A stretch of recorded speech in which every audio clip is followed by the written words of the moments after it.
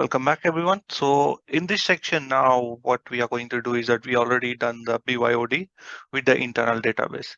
Now this time what I'm going to do is that I'm going to log in using the Active Directory user. But if I go back to my ICE and I will go back to the client provisioning. So if I go to my work centers, and in the work centers, if I go in the BYOD, if I go to the client provisioning, so here you see that I have enabled only Windows policy enabled, and I'm just checking whether it is a radius authentication or not. I'm particularly not defining that which user it should be. So if I define if it's an Active Directory user, then the internal database user cannot onboard the device. So currently my agenda, my requirement was that whether it might be the guest, whether it might be the employee, or whether it might be the sponsor, everyone should be able to onboard their device so that I can have the visibility of it. So that's the reason I did not define any conditions for it. So let's move forward and go back to our PC now. So our PC is already been configured. So I will go ahead and I will enable that one. So this is a new PC. So I will go through all the whole process again. Right, so seems like I got no error. So I will say that do show authentication session interface gig 0/3 details, and I should get a URL link. It says that I've already got that IPv4 permit all. So it says that it's been authorized by the user one. Okay, do clear authentication sessions. And I will come back to my switch.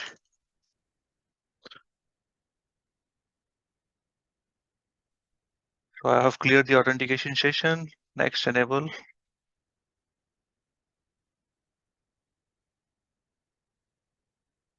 It's attempting to authenticate. I should get a redirect URL, which I am not getting. So let me go back to the ICE and see what's happening over there. So go back to the operation, live logs. So since the device is already been onboarded, so you see that ICE is not checking for any authentication anymore. He already knows that this device belongs to so and so. It's a BYOD device, and it's once it's connected to the network, it's onboarding the device automatically. Okay, it's taking time. So if I go back to work centers, identities, I should see that MAC address. Okay, unable to load the visibility error. Connection refused. All right, so let me see what's happening. Should be ice1.sysable.com, and I will log into the SSHR.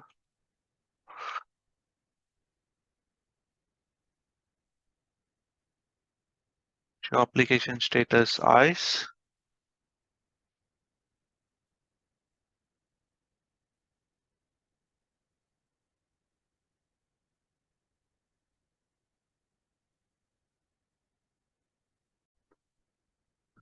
All right, so you can see that here we do have a problem because ICE indexing engine is not running. So that's the reason it is not authenticating properly. So what I have to do is that I need to shut down that ICE and I have to restart the ICE. And I will also check with the ICE secondary ICE, that is ice2.sysable.com, admin mois123 hash. So that means on the secondary also it should be turned off.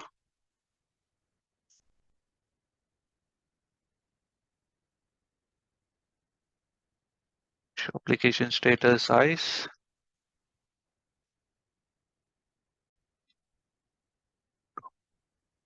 All right, so in the ICE2, the secondary ICE, it's running over here. So what I can do now is that in this case of scenario where my ICE1 is not running this one, so what I will do, I will go back to my ICE2 first, and I will make ICE2 as a primary, then I will restart my ICE1. Okay.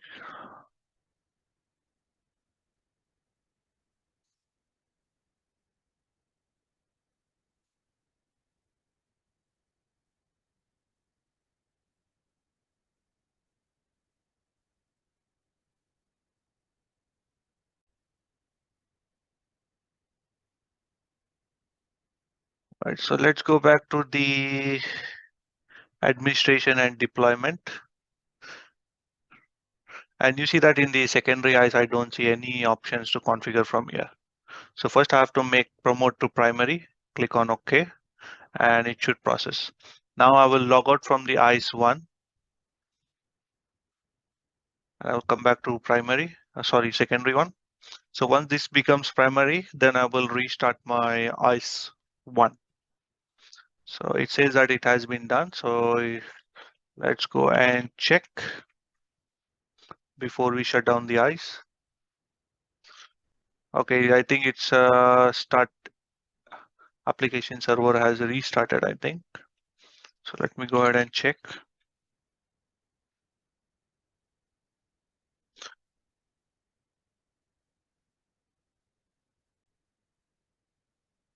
All right, so application server is still running.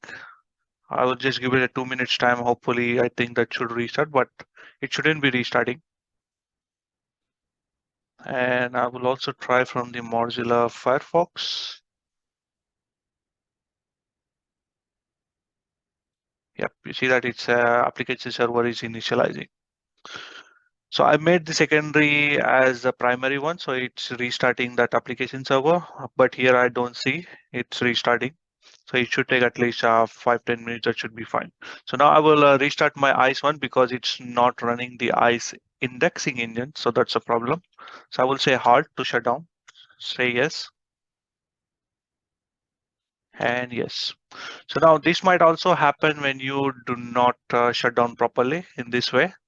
So basically yesterday I did not shut down the ICE. I just powered off directly from the ESX side. That might be the result. The ICE one is not able to run that ICE indexing engine. So let's give it a 5 minutes and after that we will continue with our topic. All right, so we are back on the ICE 2 now, which was the secondary. So if I go to ICE 2 here, and now this should show me the primary. You see that its role is primary. Now let's go ahead and do the authentication one more time. So what I'm going to do is now on the switch, before I do anything on the switch, I will go to my remote PC and I will just disable this one and I will clear the authentication. Clear authentication sessions and now I will re-authenticate. And I will say that show authentication session interface gig 0/3 0/2 details. And now it's still running the map. Let it run. And I should get a redirect URL. So if I go back to my ICE and if I see the policies, everything should be synchronized here. See that all the things have been synchronized. So if I go to work centers and if I go to the client provisioning, and you see that the policies, everything is being synchronized. So that's everything is in place. And if I go back to work settings and identities, I should see that there should be a one endpoint over here. Okay.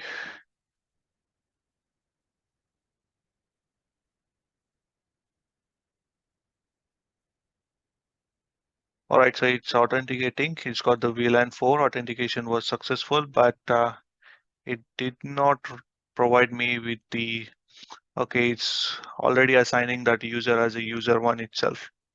So since the data is in present in this data store, so what I will do first is that I will delete that data and I will go back to my ICE and I will select that one and I will say that delete selected and yes. So now ICE does not have any information. So I will make sure that if I go back to the identity groups and I will also make sure that it is not also registered in the registered devices. You see that it has been removed. So let's do the authentication one more time. Clear authentication session. Come back here and enable.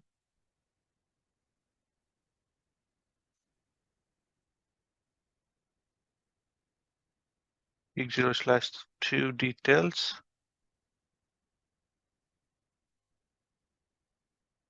So it's still running the same thing. Still looking for the 101. So if I say show run section AAA, I think I have already defined two of the servers within that particular group. So shouldn't be any problem. Yeah, ICE1 and ICE2. All right, so let's go back and do the troubleshooting. Let's go back to operation, live logs.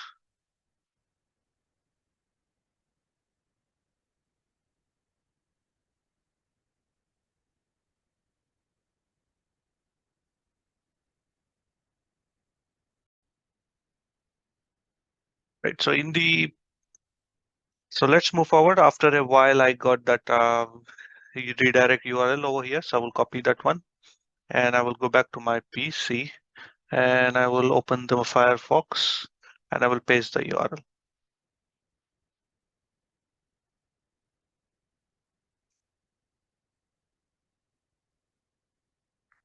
I will paste that URL and I will complete that onboarding process.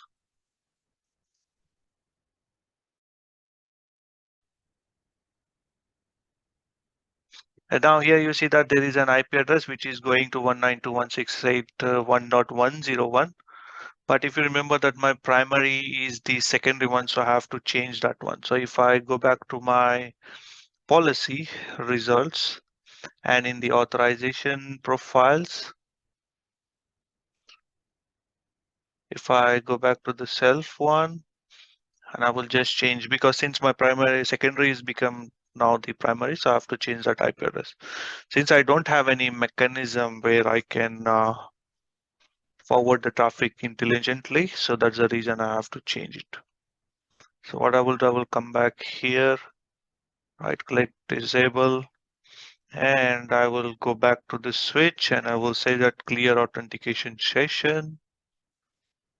And after that, enable this one once again.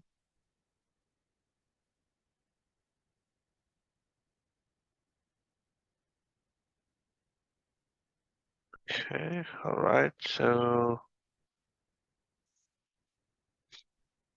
it's still running. So after 2 minutes, it will give me the URL redirection. So once I get that URL, then I will proceed with the, what do we say, onboarding. Right, so after 2 minutes, I got that redirect URL. So let's go back to our PC now, and I will go back to the Mozilla Firefox, and I will paste it over here. And now this time it is going to 102. I think this should be successful now. Now this time instead of using that internal database, I will be using the uh, domain user. For example, that should be rob@sysable.com and his password will be capitalized small b 1, 2, 3, 4, and 5. Sign on. So that has been successful. Click on accept. Now, who is doing the authentication? Like who is now doing the onboarding? Rob is doing. Who is that one? He is an employee. So let's start off. So device name, employee device 1, and click on continue. And it should download that network setup assistance again. And I will run that one and I will complete that onboarding.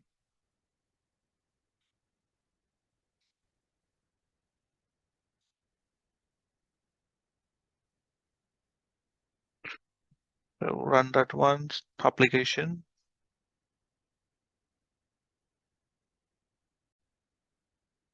click on yes, and click on start.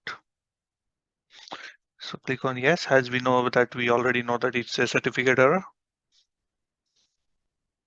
And click on yes, and yes again. And now it will do the successful onboarding of this device, but it will give me error because of that management adapter, which we are not worried about. See that? That should be fine. Click on exit and let's go back to the ICE now. This time you see that it is a rob@sysable.com. And if I go back to the identity groups to make sure that it's being registered in the registered device. So if I scroll down, registered device, and now you see that it is been registered.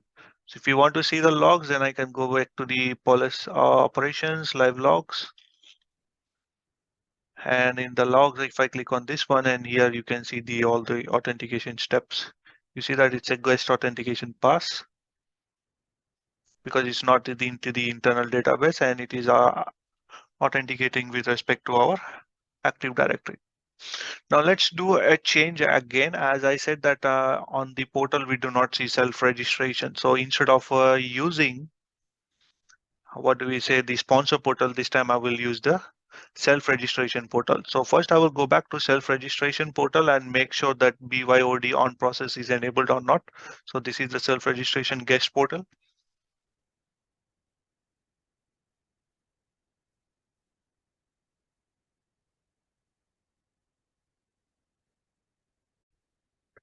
Right, so let's scroll down and we have to see BYOD. So in the previous video, we already enabled that one. So I just want to cross check whether we have enabled or not. It's been enabled. So I can use this portal now instead of the sponsor portal. So I will go back to policy and results. I will change nothing. I will just change that authorization profile only. Apart from that, I will not even check anything with respect to the policies and all those things. So I'll go back to the same authorization policy profile, that is self.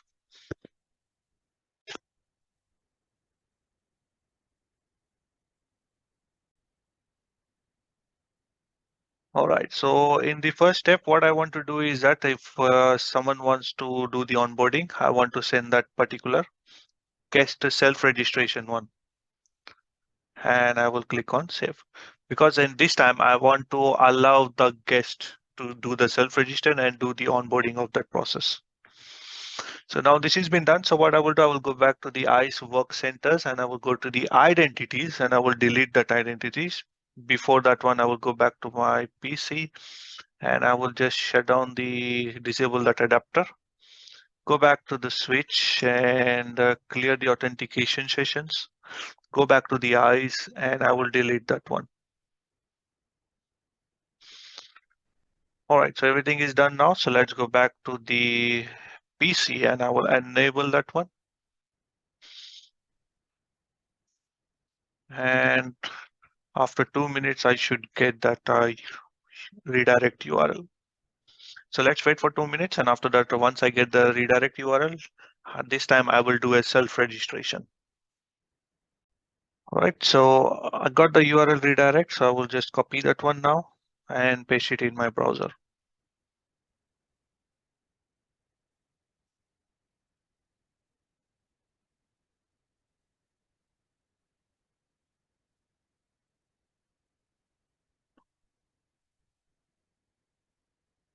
Okay, looks like it's taking time. Let it take.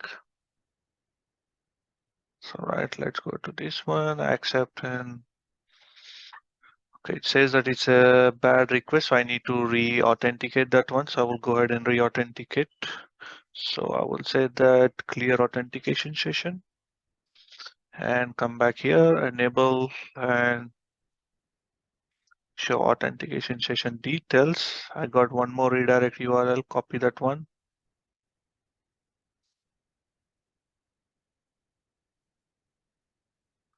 It says advanced, accept. Okay, it's giving me some problem over here. So I need to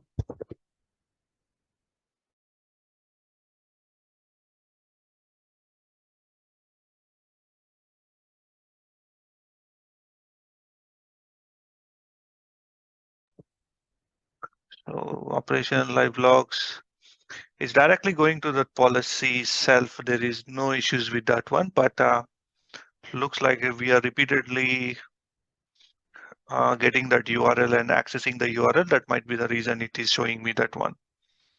So let's do one more time before I end up with this one. So let's go ahead and clear the authentication sessions, enable again, and let's get the details. Okay, I will try one more time. And this time I will first, what I will do is that I will erase the history. Privacy and security, never remember history, but still I will clear that one.